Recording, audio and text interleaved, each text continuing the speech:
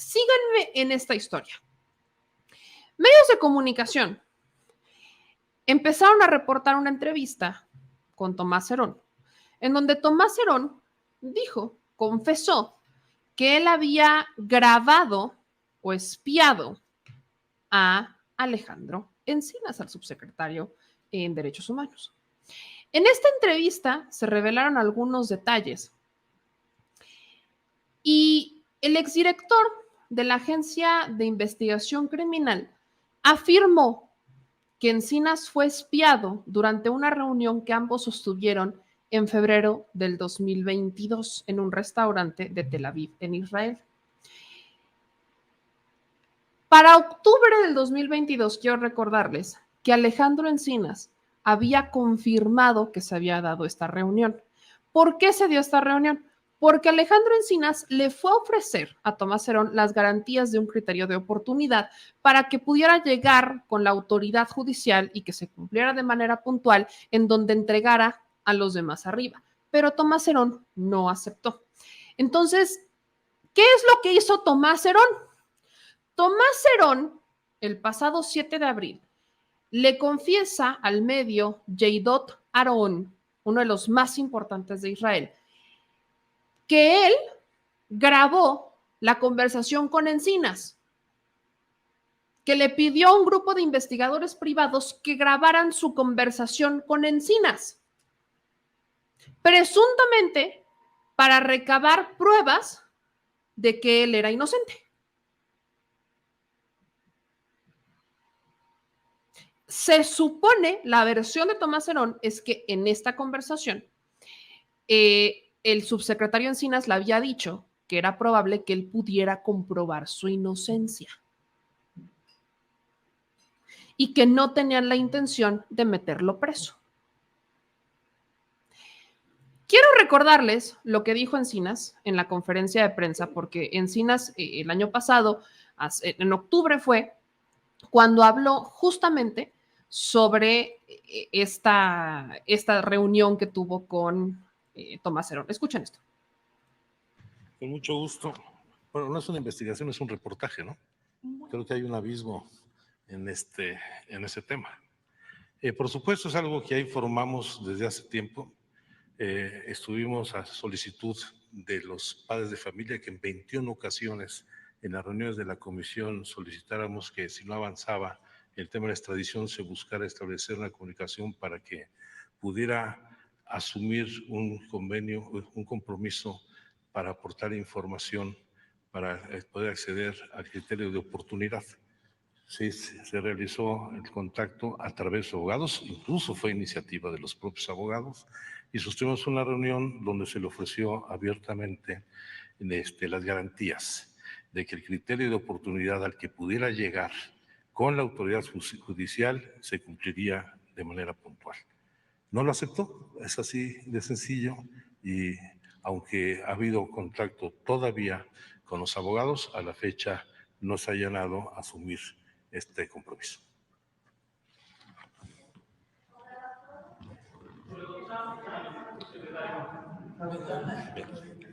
De una vez, no venía preparado, pero si me hacen el favor de...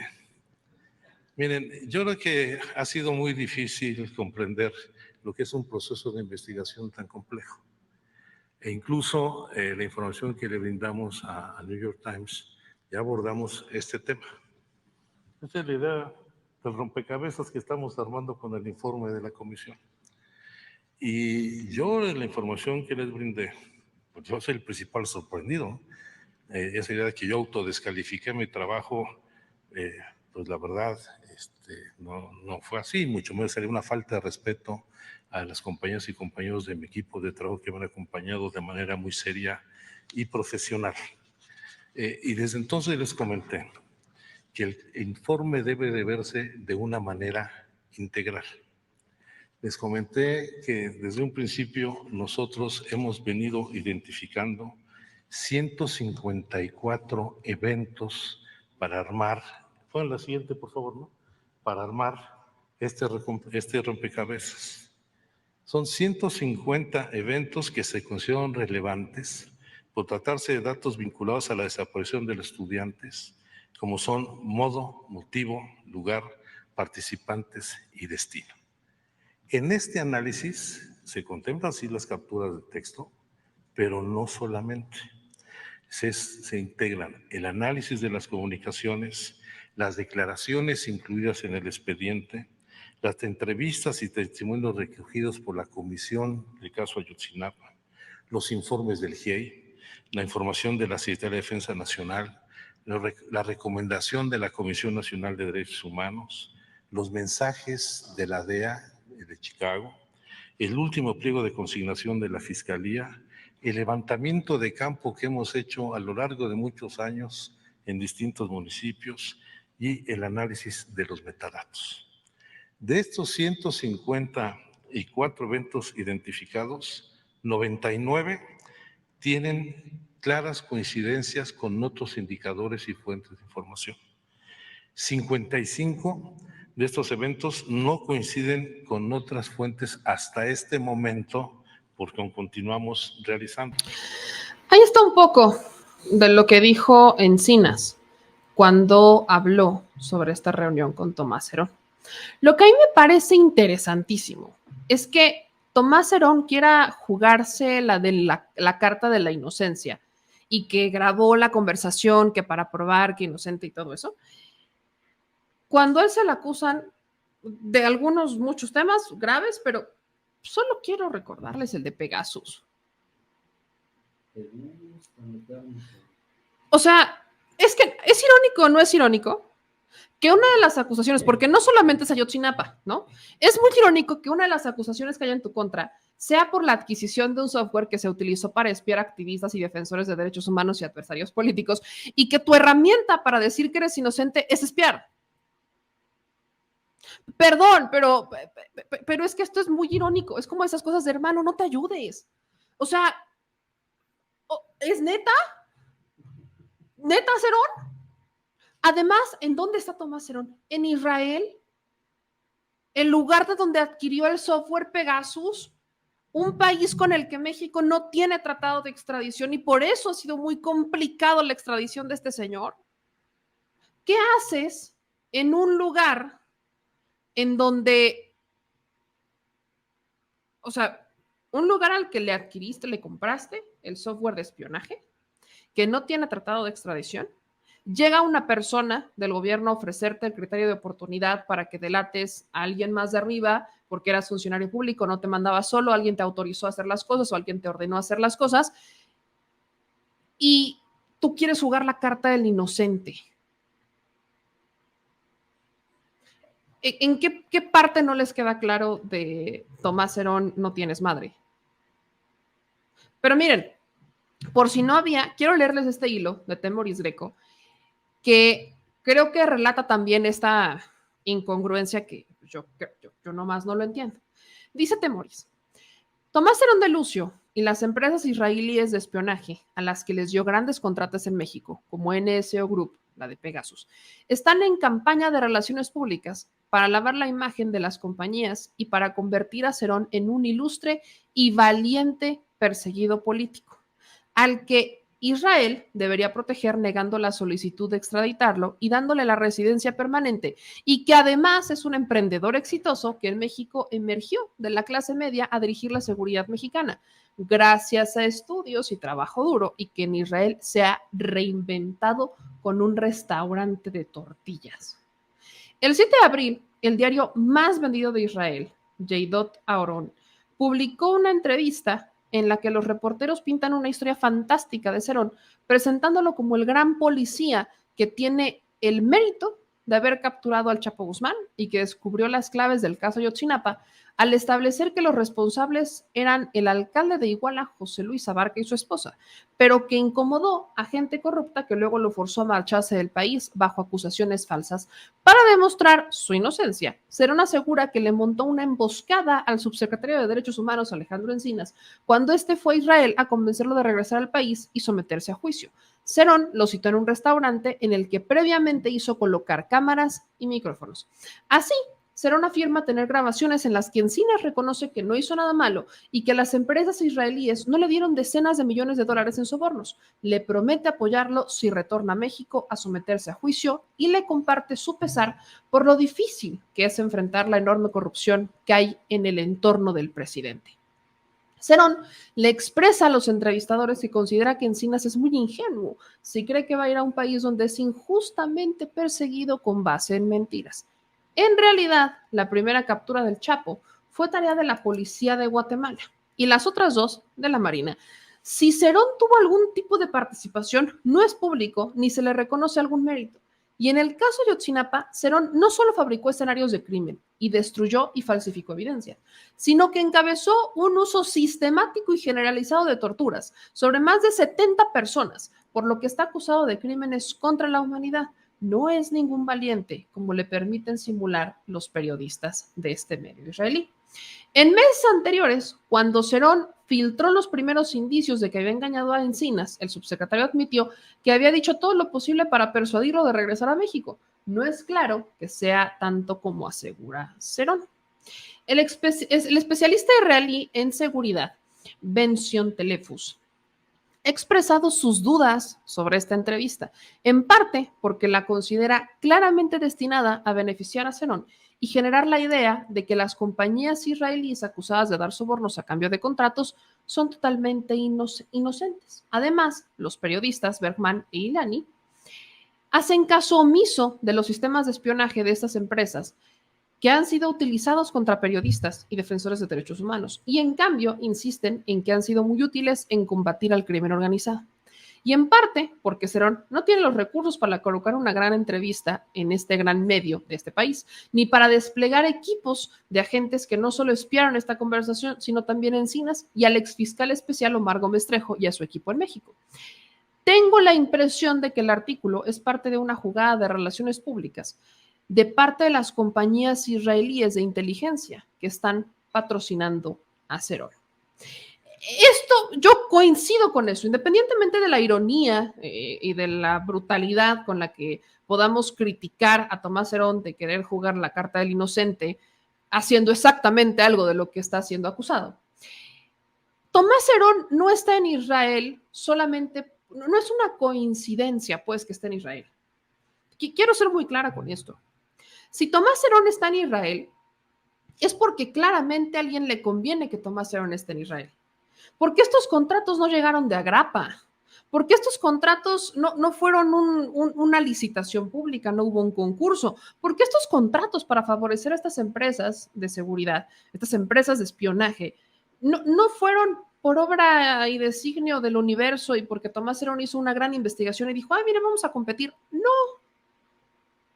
Sabemos que detrás de los contratos de NSO Group de Pegasus hay una gran cantidad de dinero para que Tomás Cerón fuera el enlace. Pero ¿saben qué? No todo empezó con Tomás Cerón. Todo empezó con García Luna. Genaro García Luna empezó con los tratos con estas empresas para que pudieran adquirir el software Pegasus. Eso es lo que pasó. ¿Y quién terminó concluyendo la compra de este software? Peña Nieto, con Tomás Cerón. Yo he hablado muchas veces del vínculo que existe entre la administración de Calderón y la de Peña. Muchas cosas que quedaron inconclusas en la administración de Calderón las terminó Peña. Y eran de partidos diferentes, con gente diferente, aparentemente todo era muy diferente. Pero el caso del avión presidencial, lo compra Calderón, lo remodela y lo usa Peña. El caso de Pegasus, lo empieza a gestionar García Luna y lo termina adquiriendo Peña Nieto. ¿Qué otra cosa más habrá empezado Calderón para que la terminara Peña Nieto? La reforma energética. Todo el tema energético lo empezó Calderón. La privatización de la Comisión Federal de Electricidad la empieza Calderón con la extinción de Luz y Fuerza del Centro. ¿Y quién termina de consolidar la reforma energética? Peña Nieto. Y hay una persona que tiene un vínculo muy cercano y personal con Calderón y Peña Nieto. Y ese personaje es Luis Videgaray. ¿Cuántas veces los voy a decir? Pues las que sean necesarias. Luis Videgaray. La esposa de Luis Videgaray es prima de Margarita Zavala. O sea, Calderón y Luis Videgaray comparten una relación familiar. Si quieren política, pero es familiar. ¿Y quién era Luis Videgaray para Peña Nieto? El titeretero. Porque eso de que Peña Nieto gobernó, yo no me la termino de comprar. Peña Nieto fue un muy buen candidato, era un gran actor. Pero de eso a considerarlo un gran presidente o siquiera presidente, no hay manera. No hay manera. Pero qué tal chulo estaba. No, hombre, chulísimo para las del Estado de México, algunas decían. O sea, Peña Nieto seguía instrucciones. ¿De quién? Muchos pensamos que es de Luis Videgaray. Entonces, cuando hablamos de los delitos que ocurrieron en esa administración, muchos terminan teniendo que ver con Luis Videgaray. Es más, ¿qué cargo ocupaba Luis Videgaray? Secretario de Relaciones Exteriores. ¿Y antes de ese? De Hacienda. Exactamente, secretario de Hacienda. ¿No se les hace un poco curioso, interesante entender que, oigan, para desviar tantos recursos en la estafa maestra, para hacer compras importantes como el software Pegasus, ¿quién debe estar informado de eso? No el presidente. ¿Quién debe estar informado de estas transacciones? ¿Quién las autoriza? Sí, es al revés. La Secretaría de Hacienda. Aquí mis ojos. Merengues. Para hacer todas estas adquisiciones, porque estamos hablando de muchísimo dinero, Pemex. ¿Quién autoriza las ventas o las compras? La Secretaría de Hacienda. Bueno, ¿quién autoriza el presupuesto? ¿Quién no, porque el presupuesto no lo autoriza. ¿Quién propone el presupuesto? Más bien, quise decir. La Secretaría de Hacienda. ¿De qué se le acusa sobre todas y cada una de las cosas? A la administración de Peña. De despilfarros, de gastos innecesarios, de compras millonarias. ¿Quién creen que las autoriza? La Secretaría de Hacienda. ¿Y quién estaba en la Secretaría de Hacienda? Luis Videgaray. Y cuando fue necesario que México mejorara o tuviera una interlocución con Donald Trump, ¿a quién mandaron a Relaciones Exteriores? A nuestro pasante favorito. ¿Por qué? Porque él tiene una gran relación con personas en Estados Unidos. Uno de ellos, si no estoy mal, Tomás Herón es amigo del yerno de Trump. ¿De Jeff? Y creo que también es amigo del hijo de Biden. De ese, del que es innombrable, del Hunter. Del innombrable Biden, Hunter Biden. ¿Ven el escenario? Luis Videgaray fue necesario, o sea, tiene una relación muy cercana con Calderón. Luego, cuando está en la administración de Peña, prácticamente está en la Secretaría de Hacienda autorizando presupuestos, revisando dinero, manejando todo el tema de contratos. Y cuando es necesario alguien que pueda hacer más terzas, que salió de la patada, ya sabemos que eso fue completamente aborrecedor con Estados Unidos, ¿a quién mandan? Al que es amigui del amigui. Entonces, ¿a quién debemos empezar a preguntar? ¿A quién debemos investigar? A Luis Videgaray. Por eso es que se están ofreciendo estos criterios de oportunidad a Lozoya, a Rosario Robles o al propio Tomás Herón, porque saben que todas y cada una de las cosas que ellos hicieron tenían que venir con una autorización de alguien de arriba, y las únicas personas, descontando a Peña, eran Luis Videgaray, y Luis Videgaray, y Luis Videgaray. Por eso es sorprendente que todavía no encontramos una investigación en contra de Luis Videgaray, que no se consolide nada. Pero claro, Luis Videgaray será corrupto, pero no tonto. Por algo andan dando clases en el MIT. Por eso el MIT lo protege tanto, aunque ya hubo un grupo de estudiantes que pidieron que sacaran a Luis Videgaray del MIT y no hicieron nada, lo protegieron. ¿Por qué? Porque hasta este momento no se han encontrado pruebas en contra de Luis Videgaray. La única manera es si alguno de sus secuaces lo delata. Es si alguien de abajo entrega pruebas, porque no nada más es hablar por hablar. Y ese es el caso Lozoya, por ejemplo, ¿no? Con Emilio Lozoya, él dijo que había sido Videgaray, que había sido Peña Nieto y que habían sido no sé cuántos, pero no probó nada. No tiene pruebas. Entonces el criterio de oportunidad carece de fortaleza. ¿Por qué? Porque no, o sea, lo estás diciendo, lo vas a acusar o vas a testificar en su contra, pero no tienes evidencia. Y aquí no somos Estados Unidos. Aquí requieres tener evidencias sólidas porque sus abogados en 3 patadas las van a destruir. En el caso de Pegasus con Tomás Herón, al menos lo que fue el software Pegasus, Luis Videgaray tenía que estar enterado de pies a cabeza. Él tuvo que haber autorizado esa adquisición del software Pegasus.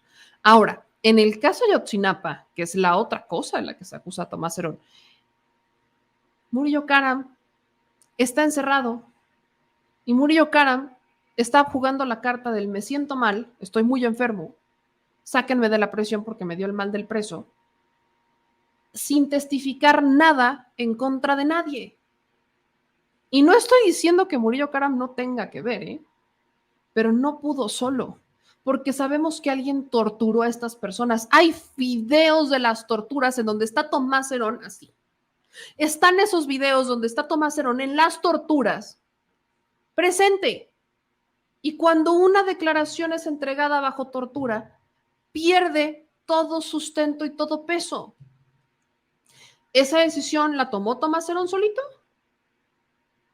¿O había instrucción de alguien más? ¿O van a jugar? O sea, lo que queremos saber es qué pasó. ¿Y saben qué fue lo peor? Que igual y pueden intentar jugar con el caso de Ayotzinapa, con la inexperiencia de la Procuraduría, lo que ustedes quieran, pero uno no es tan inexperto como para ensuciar la escena del crimen como lo hicieron con Ayotzinapa. Y que después de ensuciarla como la ensuciaron, te entreguen una verdad histórica, porque, o sea, no tienes bases para probar la verdad histórica, porque te destruyeron toda evidencia. ¿Cómo le vas a hacer para entregarle a las familias una prueba de que lo que estás diciendo que pasó realmente pasó cuando no tienes evidencias, porque todas carecen de rigor, porque no se procuró la escena? Y el responsable de eso es una responsabilidad compartida entre Tomás Herón y Murillo Karam. Ya tienes a Murillo Karam, pero está jugando la carta del enfermo porque tiene el mal del preso, y Tomás Herón se está refugiando en Israel. Las preguntas que aquí quedan las pueden responder solamente los involucrados, y Tomás Herón tiene que responder muchas cosas.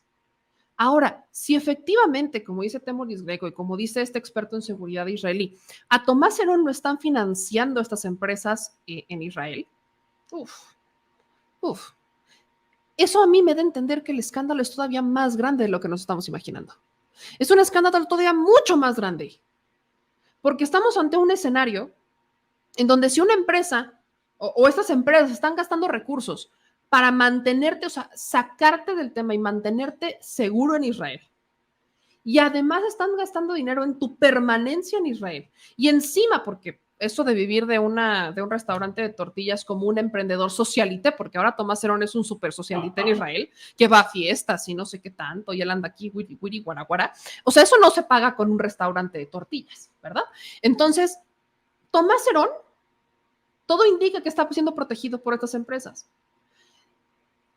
Miren, no soy experta en ciberseguridad y he visto muchas series, así que disculpen mi comentario, pero siento que Tomás Herón, si llega a hablar, no solo va a embaucar a estas empresas por lo que pasó en México con Pegasus, sino que va a haber un problemón internacional. Porque para que estas empresas de ciberseguridad estén destinando tanto dinero para incluso hasta limpiar su imagen y limpiar la imagen de Tomás Herón en México, es porque tienen mucho que esconder. Y el escándalo sería todavía más grande. Entonces, esto obliga a que tengamos que presionar todavía más, no solamente desde los medios de comunicación, sino desde el gobierno y sobre todo desde la fiscalía. ¿Cuál criterio de oportunidad? Mis pelotas. Que caigan los que tengan que caer.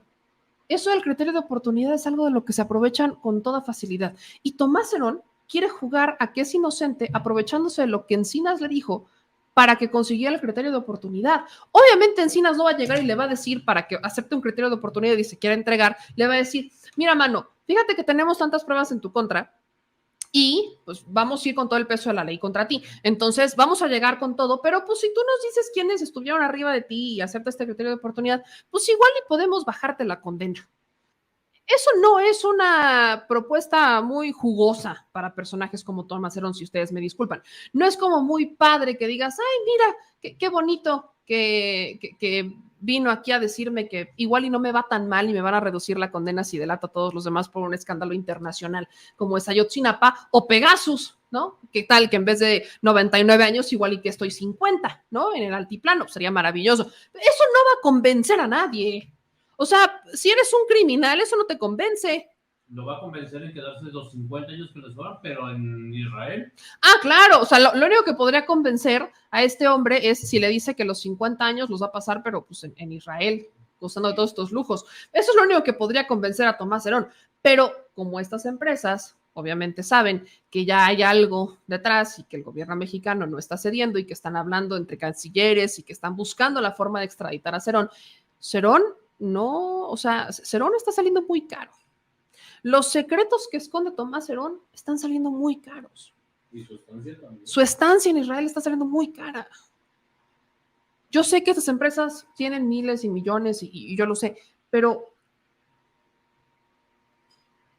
ya se está empezando a develar ese sucio secreto que tanto querían esconder. Y honestamente, la gente no se lo traga. La bronca aquí es comprobar lo necesario para que Tomás Herón venga chepaca. Habrá que ver qué pasa, pero yo insisto con mis ironías. Decir que eres inocente espiando a la gente cuando se te acusa de espiar, hermano, hay que ser bruto, pero no tanto, por piedad de Dios.